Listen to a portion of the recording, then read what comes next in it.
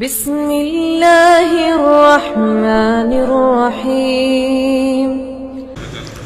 علامہ شہید کے بارے میں بہت سے مقررین اپنے خیالات کا اظہار کر چکے ہیں۔ علامہ شہید نے چنیوٹ کانفرنس میں ایک جملہ کہا تھا کہ ختم نبوت میں ڈاکوں کا آغاز اس وقت ہوا جب غیر نبی کو بھی معصوم بنایا جانے لگا۔ میں آپ کے سامنے مختصر سے وقت میں ان کا منہج، ان کا مشن اور دعوت اہل حدیث کا بنیادی نقطہ رکھنا چاہتا ہوں۔ سب سے پہلی بات یہ ہے، ہمارے معاشرے میں دور حاضر کے اندر بہت زیادہ اشکالات حدیث کے حوالے سے پیدا کر دیے گئے ہیں۔ نعوذ باللہ یہ سمجھا جاتا ہے قرآن تو نازل ہوا ہے اللہ کی طرف سے پورے کا پورا، حدیث تو بعد میں آئی ہے، حدیث تو بعد میں لوگوں نے لکھی، حدیث کا دور تو قرآن کے بعد ہے۔ یاد رکھو، چند باتیں سمجھ لو، ہمیشہ کے لیے کام آئیں گی۔ قرآن کے اندر پہلی وحی کون سی نازل ہوئی؟ سب کو پتا ہے نا کون سی نازل ہوئی؟ اقرا کہاں پہ موجود ہے؟ قرآن کا ابتدا کس سے ہو رہی ہے؟ سورت فاتحہ کے بعد سورت بقرہ سے۔ اقرا کہاں پہ ہے؟ 30ویں پارے کے اندر۔ اگر ان کا دعویٰ، ان کی بات کو سچ مانا جائے اور حدیث کی حجت کا انکار کیا جائے تو قرآن پاک کی ابتدا اقرا سے ہونی چاہیے تھی کہ نہیں؟ پہلی وہی تھی پہلے۔ آخر میں کس نے بھیجی؟ نبی کریم صلی اللہ علیہ وسلم نے کہا یہ آیت آج نازل ہوئی ہے، یہ آیت اب نازل ہوئی ہے، فلاں سورت کی ہے، فلاں موقع پہ رکھی جائے گی، فلاں مقام پہ رکھی جائے گی۔ بات سمجھ آ رہی ہے کہ نہیں؟ جو بندہ صرف کہہ رہا ہے کہ جی میں صرف قرآن کو مانتا ہوں، صرف میں قرآن کو مانتا ہوں، یہ فتنہ معاشرے میں موجود ہے اور آج کل بے انتہا ہے۔ میں جی صرف قرآن کو مانتا ہوں۔ قرآن تیرے پہ نازل ہوا، تو قرآن کو مانتا، تجھے کس نے کہا یہ قرآن ہے؟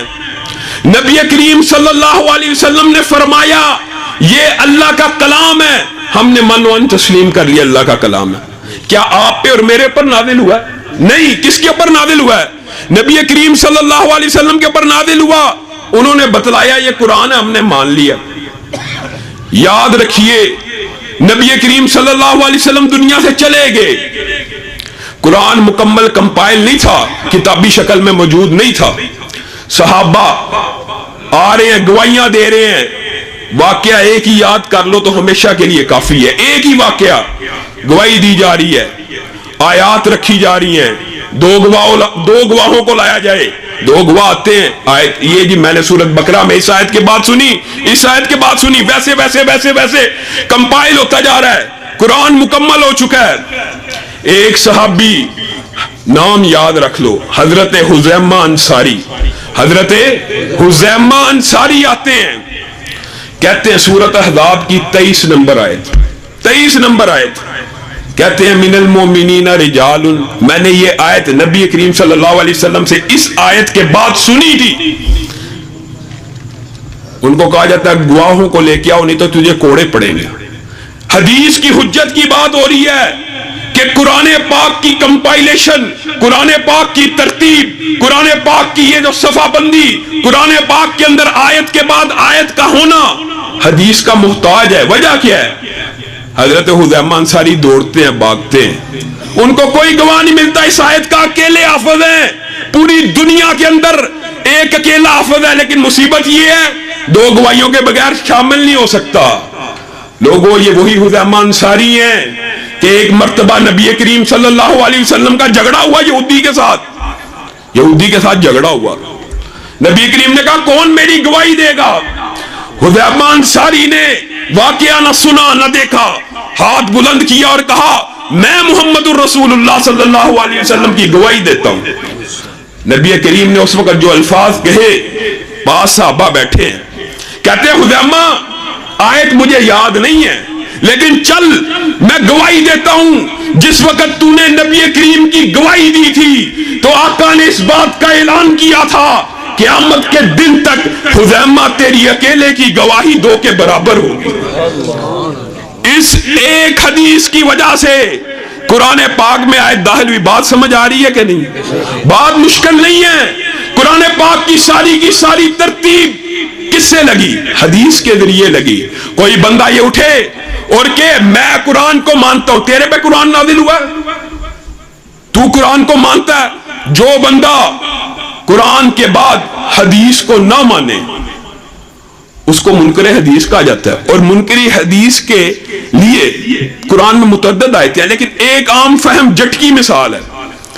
آپ میں سے لوگ کوئی دردی کا کام کرتا ہے، کوئی مختلف کام کرتے، اس کے پاس کوئی بندہ آئے اور کہ یہ سیمپل ہے اور سیمپل دے نا، اور کہ اس کے مطابق کام کر دو، بار بار کے سیمپل کے مطابق کام کر دو، تیسری چوتھی مرتبہ آپ کہیں گے یار یہ کتنا بے وقوف آدمی ہے، سیمپل دے نہیں رہا اور کہہ رہا سیمپل کے مطابق کام کر دو۔ لَقَدْ كَانَ لَكُمْ فِي رَسُولِ اللَّهِ أُسْوَةٌ حَسَنَةٌ، لوگوں نبی کریم صلی اللہ علیہ وسلم کی زندگی تمہارے لیے نمونہ ہے۔ نمونہ ہی محفوظ نہیں، معاذ اللہ، اللہ نے نمونہ محفوظ نہیں کیا اور تمہیں اور مجھے کہہ رہا ہے اس کی پیروی کرو، معاذ اللہ۔ اللہ رب العزت ہم سے مذاق کر رہے ہیں۔ پوری زندگی کس کی نمونہ؟ نبی کریم کی۔ اگر زندگی محفوظ ہی نہیں، اللہ ہم سے کیسے مطالبہ کر سکتا ہے؟ اس کا مطلب یہ ہے نبی کریم صلی اللہ علیہ وسلم کا قول، فعل، اٹھک بیٹھک، نشست برخاست، رات کا سونا، حتیٰ کہ بیت الخلاء میں جانا، بیویوں کے پاس جانا، تمام جو شریعت کو مطلوب اصول تھے ان میں سے کوئی ایک اصول ایسا نہیں ہے جو نبی کریم صلی اللہ علیہ وسلم سے ثابت نہ ہو۔ اور اسی وجہ سے نبی کریم تو کہہ رہے ہیں بتاؤ میں نے پورا دین پہنچا دیا، صحابہ کہہ رہے ہیں پہنچا دیا۔ آج کا مولوی کہتا ہے نہیں پہنچایا۔ آج کا مولوی ٹی وی پہ بیٹھا ہوتا ہے، جس حدیث کو دل کرے مان لیا، جس حدیث کو دل کرے انکار کر دیا۔ یہ عجیب فلسفہ، اپنی طرف سے اپنی ذہن کو حدیث کے مطابق لڑانا۔ اللہ کے نبی کے اوپر آیت اتری ہے، دین مکمل ہے۔ دین اسلام مکمل ہے کہ نہیں؟ دین مکمل ہے کہ نہیں؟ اگر دین مکمل ہے تو نبی کریم کی ایک ایک حدیث موجود ہے۔ پھر ایک فتنہ تو یہ ہے غامدی صاحب کی شکل میں، دوسرا فتنہ کیا ہے؟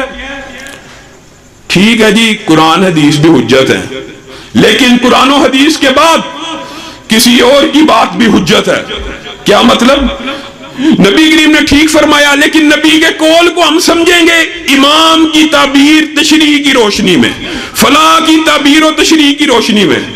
لوگوں یاد رکھو ہمارا عقیدہ کیا ہے۔ نبی کریم کے بعد اگر کسی کی بات دین میں حجت ہوتی تو کون ہوتا؟ نبی کے بعد اگر کسی کی بات کی پیروی کی جاتی کون ہوتا؟ حضرت ابو بکر افضل الخلائق بعد الانبیاء، نبیوں کے بعد چشم فلک نے اس سے زیادہ عظیم چہرہ نہیں دیکھا۔ آج مسند خلافت کے اوپر بیٹھے ہیں، اور صرف مسند خلافت کے اوپر نہیں بیٹھے، ان کے پاس ایک حدیث کی بیک بھی موجود ہے۔ کیا حدیث کی بیک کیا ہے؟ وہ یہ ہے کہ جو خلیفہ راشد ہوگا اس کی سنت کے اوپر بھی عمل کیا جائے گا۔ یہ نبی کریم کی صحیح حدیث ہے۔ آج مسند خلافت کے اوپر بیٹھے ہیں، یہ سند بھی موجود ہے کہ ان کا فتویٰ چل سکتا ہے، لیکن صحابہ کا فہم سنو، فتویٰ کس چیز میں چل سکتا ہے اور کن چیزوں میں نہیں چل سکتا۔ چور چوری کر کے آ رہا ہے، اب کے بعد دوسرے ہاتھ کٹنے کی بھی باری ہے، ایک ہاتھ پہلے کٹ چکا ہے۔ حضرت ابو بکر نرم دل تھے، خیال آیا ہاتھ کاٹ دیا، بیت الخلاء میں کیسے جائے گا، کھانا کیسے کھائے گا؟ کہتے ہیں اس کے ہاتھ کی جگہ قدم کو کاٹ دیا جائے۔ پاس ہی عمر بیٹھے ہیں، کیا کہتے ہیں؟ السنت الید، ہاتھ کو کاٹنا مدینے والے کی سنت ہے۔ ابو بکر مدینے والے کے فتوے کے سامنے تیرا فتویٰ نہیں چل سکتا۔ حضرت ابو بکر گردن کو جھکاتے ہیں، اللہ کا شکر ادا کرتے ہیں، اللہ تو نے ایسا وزیر ایسا ساتھی دیا، میں ادھر ادھر ہونے لگا، مجھے پکڑ کے سیدھا کر دیا۔ سمجھ آ رہی ہے کہ نہیں بات؟ اپنے اماموں کی طرف بلانے والوں، مولویوں کی طرف بلانے والوں، پیروں کی طرف، شجر حجر کی طرف بلانے والوں، کائنات میں نبی کریم اور ابو بکر کے بعد اطاعت کے کوئی لائق ہوتا تو وہ ہوتا جس کے بارے میں نبی کریم کہہ رہے ہیں میرے بعد نبوت کے سلسلے ختم ہو گئے، لیکن ایک عظیم شخص ایسا اس امت میں موجود ہے، اگر نبوت کے سلسلے باقی رہتے تو عمر نبی ہوتا۔ لوگوں آج وہ بھی مسند خلافت پہ بیٹھے ہوئے ہیں، مسند خلافت ہے، ان کے بعد بھی خلیفہ راشد کی سند ہے، اپنی مرضی سے فتویٰ دے سکتے ہیں، لیکن تعبیر و تشریح کے اندر خلاف نص نہیں۔ یہ صحابہ کا فہم ہے۔ خانہ کعبہ کے اندر جاتے ہیں، واقعہ یاد کر لو، خانہ کعبہ میں جاتے ہیں، خانہ کعبہ کو ویران دیکھتے ہیں، ان کے دل کو چوٹ لگتی ہے، کہتے ہیں یہ جو عربی لوگ ہیں نا حاجی، یہ بڑے تیز ہیں، حج تمتع کرتے ہیں۔ حج تمتع ایسا حج جس کے اندر عمرہ بھی ہو جاتا ہے، جا کے جو ہم لوگ کرتے ہیں عمرہ کیا، احرام اتار دیا، بعد میں حج کیا، تو ایک ہی سفر میں عمرہ بھی ہو گیا، حج بھی ہو گیا۔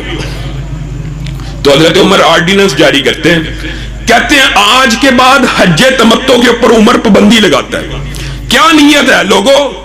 آج بدعت کے جتنے فلسفے ہیں اس نیت کی وجہ سے ہوتے ہیں۔ نیت ابو بکر کی بھی نیک تھی، اور حضرت عمر کی نیت کیا ہے؟